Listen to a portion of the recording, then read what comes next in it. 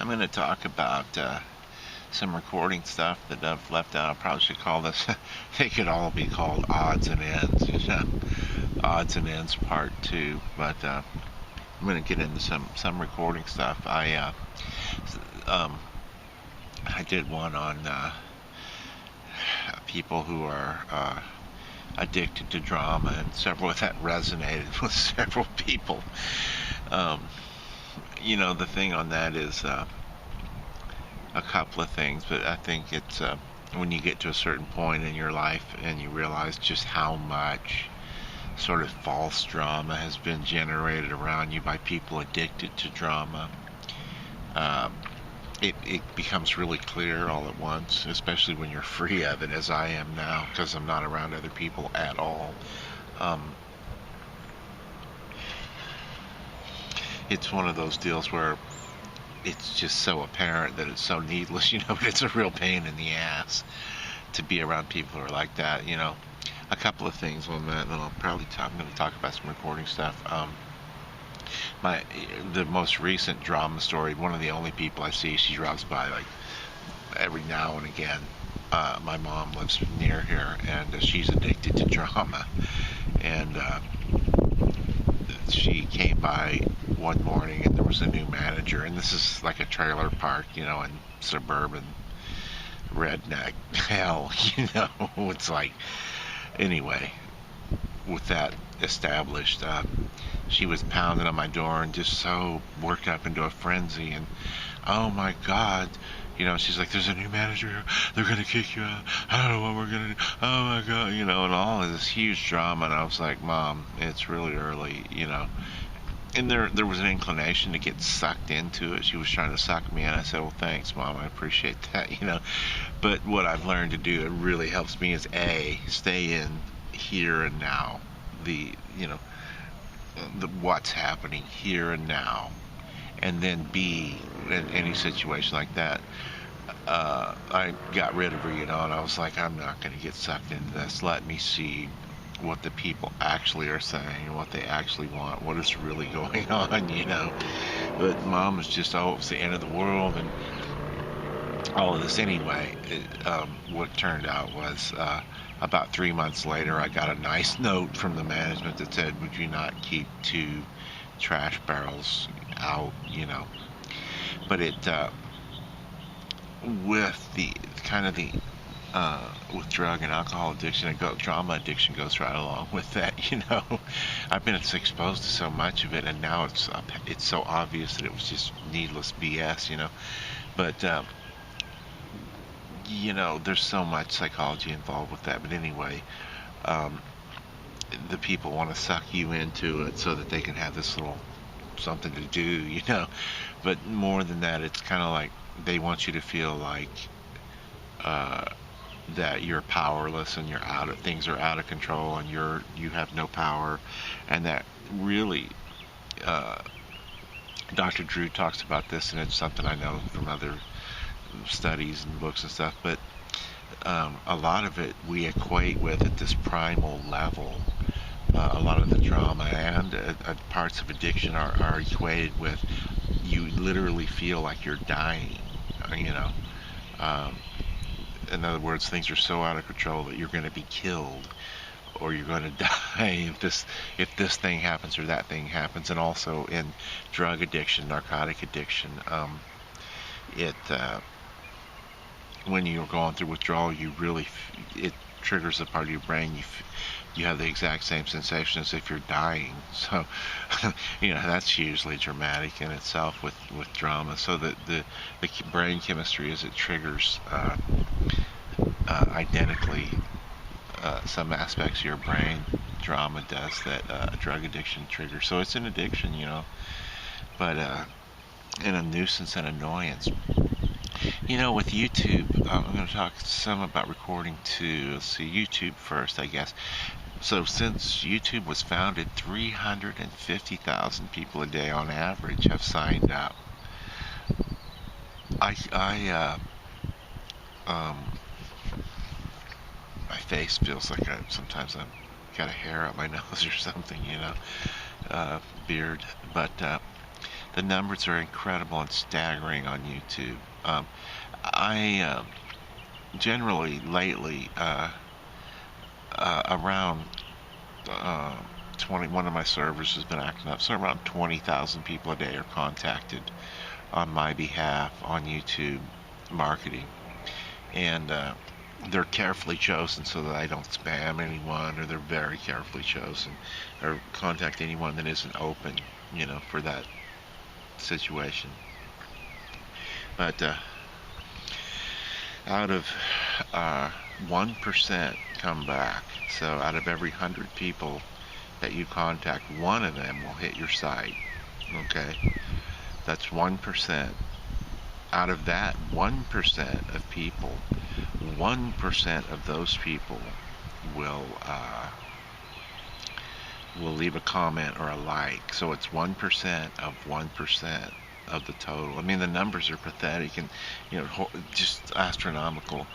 And why is that? Well, obviously there's a lot of stuff on YouTube. I mean, 70 hours, this is according to YouTube or Google, 70 hours of video are might rain are uploaded every minute to YouTube. 70 hours a minute worldwide. There's so much incredible stuff about YouTube. It's the beginning of a global network of people all being interconnected. By the way, with audio and video 24/7, and check out a thing called Google Glass. It's the first sort of indication of a merger of internet, man, and machine, and the internet's going to become the super, cerebral internet. All scientists and physicists, two things that I have studied and went to school for and have degrees in, computer science and physics. Is everybody agrees that that there's going to be a merger of I'm not going to get too far out there, but anyway, there are these glasses that you put on, and they're Bluetooth to your phone, and you can say they're glasses with an image, in them. Check it out, Google Glass. Or you can say Google Glass, take a video. Google Glass, take a picture. Google Glass, Google this location. Google Glass, email, and you see all this stuff come up on these glasses. And then, Michio Keiko, everybody knows this is happening, the great physicists of the world, and thinkers, that will all be, hardwired to the internet. Anyway, it's coming to where there will be a chip less than the size of a grain of sand, smaller than the size of a grain of sand, in your head that's routed into your nervous system eventually. And we're not talking 100 years, we're talking like 30 years, 50 years max, before this technology is installed in everybody. And I'm not one of those people. I mean, when radio first came out, people were talking about, well, we used to, yell and across the way, or send letters. It's just a march of technology, and it can be used for good or evil, but anyway, it's incredible. But YouTube is obviously the first, and I'm convinced they don't even know what it is yet. They've got that's kind of the frustrating thing about YouTube, is everybody has their hands wide open trying to rake in as much dough as they can without really considering what the actual real and overall higher purpose of this stuff, which, how often do people take their time versus the almighty dollar and a higher purpose and do the right thing. But anyway, it's a bunch of stuff. I have a lot of predictions, and I've studied this stuff daily for years, and all you have to do is extrapolate. I look at mankind imagine people with stone wheels on, when the wheel was invented on wagons, and see where that's gone. And just kind of extrapolate with Moore's law and this technology increasing every 18 months exponentially, the power of it, and the price dropping also. And the computers are used to design new computers, so the more powerful they get, the more powerful they get. See what I mean? So anyway, it's crazy. And, as far as recording, a couple of things. First of all, a couple of people said to me, "Oh, I'm getting the latest, greatest keyboard." And I'll see if I can't edit in some clips of me playing a MIDI guitar to drive this home. But because they've said, "Oh, I'm getting the latest, greatest keyboard because it has these sounds in it or these sounds in it." Well, in today's world, you need an empty keyboard. Unless you're playing live, there are some uses for them. But if you're recording in a studio, 99 times out of 100, every keyboard that you can buy, the tones, the sound, the tone module, the tone generator in it, exists as software that's built into all of these packages, these sequencing software packages, recording software packages. So I use Logic Pro, for instance, and in Logic Pro, my MIDI guitar has no sounds in it. My keyboard has no sounds in it.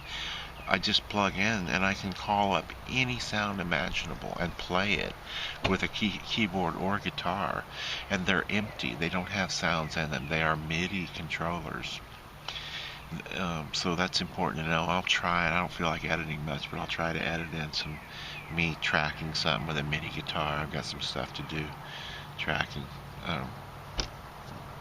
But there's that. And then also, another thing is recording. It was really hard for me to get used to the idea in the analog world, signal to noise. In other words, the noise made by the tape itself was a huge issue. And because of that, you always tried to have your preamps and your level going to tape as hot as possible. And it took me a long time to get used to this, but that's no longer good or necessary. And you're far better off nowadays going easy on your preamps, mic preamps, because so that you don't distort them. And also, as they get hotter, it apparently warms the tone up, but not really. They kind of blur the hotter you have them. So preamps somewhere around 50% up to no more than like 3/5. It took me the longest time to get that because with digital, the signal to noise is excellent. There's virtually no noise generated by the medium. In recording analog, the medium was a condition of the art form.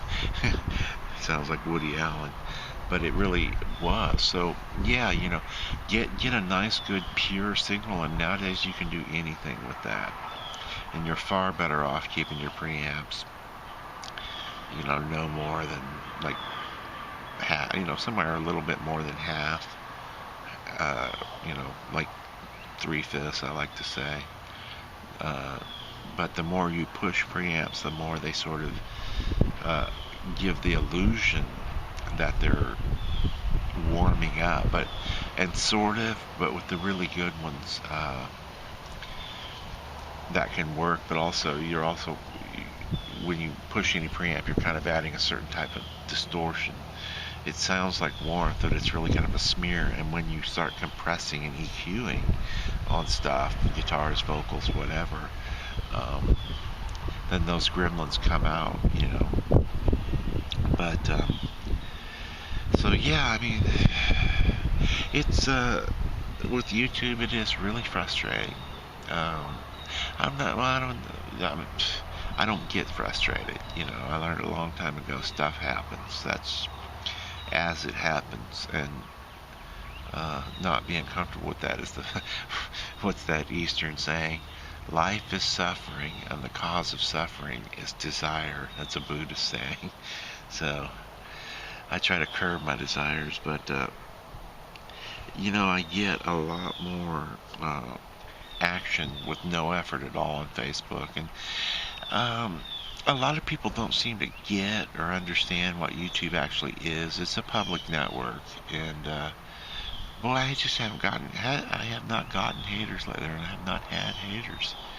I don't want any, but I mean, they're a nuisance, nothing more, you know.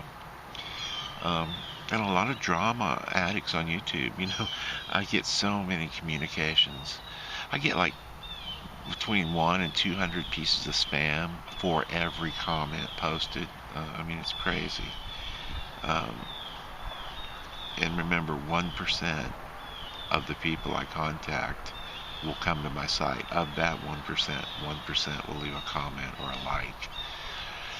Um, there's a lot of garbage and a lot of um, fodder or filler or whatever you want to say, just clutter on YouTube. Um, and you know, it's funny. I've learned to read. I'm gonna stop, and I'm probably gonna edit some stuff into this, but about MIDI controllers and some basic stuff. But anyway, yeah, you know, going through so many thousands of letters, now counting up on 50,000 communications from the last year of well wishers and people who posted and subscribed. I've got almost 5,000 things that say so and so subscribe to you, you know. But communications that I've learned to pick through, and you know, it's not even worth mentioning. It's just a fact of life. There's going to be, in every case lately, it's been a Zionist or some whack or white supremacist or hater. I mean, it's always some person with an extreme point of view, you know, and it's like, that's really shown me, and not everybody has a, you know, there's some people who just, some of the things are legitimate. One woman, I got a thumbs down. I did a cover of the Eagles, those shoes, and there's only one woman in Saudi Arabia that follows me, Molly. um, and I noticed like she subscribed to me in like 2 days after I posted it. There was a thumbs down on it, and they show you, you know, you have the analytics. I just looked at where did that come from? Why?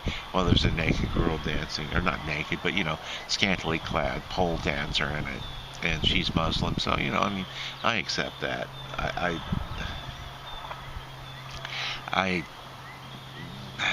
you kind of have to respect other people's religion and stuff. It's kind of prudish, or you know, very prudish. Every time I post anything with like a scantily clad woman, there's a flurry of thumbs down. I don't know why I do it. Well, it's, you know, that's right up there with the ridiculousness of people who are trying to show how pious they are, or religious they are, who are totally anti-sex, and they never really considered God invented sex. A and B, how exactly did they get on this planet? You know. There's some craziness in the world, but yeah, I got anyway. The map came up like not long after I posted that, and there was a thumbs down. I thought, well, that's really good. I wonder who thumbs it down. And so you know, it's easy enough to figure out it was Molly in Saudi Arabia. But you know, what can you say about that? Anyway, I'm gonna edit some stuff in there, but. Yeah, the numbers are staggering. Just, you know, if you have any interest in, I'm a YouTuber. I enjoy it. Um, it's it's it's different. You know, I made a lot of money recording people and producing people and so on. And somebody said to me when I first started, and I think this still holds true for anybody. You cannot fail in this business because you're playing on other people's dreams and narcissism. And it's so true in the studio business. You know, like half the people who came through really shouldn't have been there. They really, even the people who are signed to record deals I was recording and producing, half of them shouldn't have been there. It was some idiot trying to, anyway, it's playing on people's narcissism and their dreams, and YouTube is so full of that. 99% of the stuff I receive, people begging me to watch their videos, and I have friends I follow, and I enjoy some of the amateur stuff, you know, really poorly produced stuff, and just as long as they did a good job on the song, or whatever. But it's just so rampant. There's so many people with their hands out and their eyes wide open dreaming with no basis, that it gets in the way of people. I find people all the time who are amazing artists on YouTube, but for every person that sends me a video, uh, out of every 1,000 people that send me a video, there may be one or two absolutely amazing artists in there, and it just sort of, uh, I don't know. I'm a realist. I've worked in the music business in Hollywood, so it's the kind of thing where it's not anyone's job to step aside when they suck, and it's not their job to realize they suck. It's not their job to step aside and let actual people through. It's their job to market themselves and to get their own thing out there and try it, take their own shot. But it's frustrating because some of the stuff I've gotten is so embarrassingly bad. I can't believe they had the chutzpah to put it on YouTube. Most of it. The other thing is, this is so, it's sort of that thing of, because YouTube is a free platform, and it plays on people's narcissism and ego and dreams, there is no shortage of just ugly clamoring, on there. And whereas Facebook isn't like that, it's nicer. Oh, here comes freaking Mike. I am gonna look away.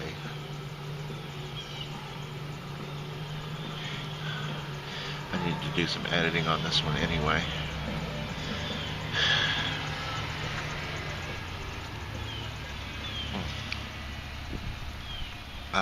But the other thing that has become crystal clear to me, and I've known this all along because it was marketing guys that brought me into the major leagues, the major,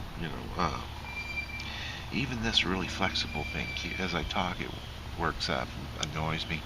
But it was marketing people that brought me in as a producer for major labels. And so, here's the point on that, is that if there are thousands of U2s out there, there are thousands of Led Zeppelins out there. If they would not have been marketed and produced professionally, and both are sort of illusions to make it seem like these are huge, amazing artists, so that the companies can make money, and they're amazing artists. I mean, but there are thousands just like them out there who are equally as talented in garages who never made it. But anybody who makes it should thank their lucky stars or gets marketed. And the only thing a record company has to offer nowadays is massive amounts of money for marketing. The few people who've approached me, a couple of majors actually, they just didn't, if they're not going to bother to market it and promise to release it and offer a release from the contract, then there's no point. I mean, if they're not going to at least put like $300,000 to $500,000 in marketing, then it's a waste of time. And then not try to charge that back to me, which they love to do. But the point there, and the thing is is it's really apparent to me how much of it's hype in the music business and fluff. When I see so many talented people on everywhere on YouTube. YouTube is a record exec's dream. I would have loved to sit in my office and look at tapes rather than have to fly all over and look for these people, But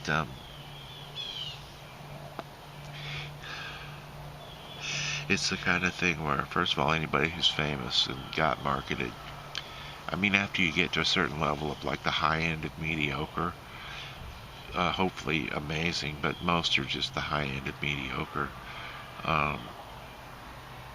then the only difference in guy A of equal talent and guy B, equally talented is the marketing. And that's kind of it sort of shatters your illusion of how cool and great these people are. But that's really so driven home to me recently. It's like the only difference between this guy, as I see all of these videos, and this guy over here is that one guy has his marketing chops together. So anyway, as I said with Christopher Columbus, the only reason we know Columbus as the guy who discovered the New World is his son was a well-known Italian writer who journaled and documented and published books about his dad's travels. And otherwise, we would have, without marketing, it could possibly be Bono the bus driver in Dublin. That's the huge difference it makes. And it's kind of sad to see some incredible talents that you realize this person should do something else because they're never going to understand that about the marketing aspect. Being good is doesn't matter on YouTube, doesn't matter how good what it is you post is. Um, that has nothing to do with it. There are 100 people who have no talent at all that are willing to just, you know, stand in your way, and they're taking their shot. So it's not their job to step aside. But anyway, that is it. Poltergeist Annie. This velo is clear.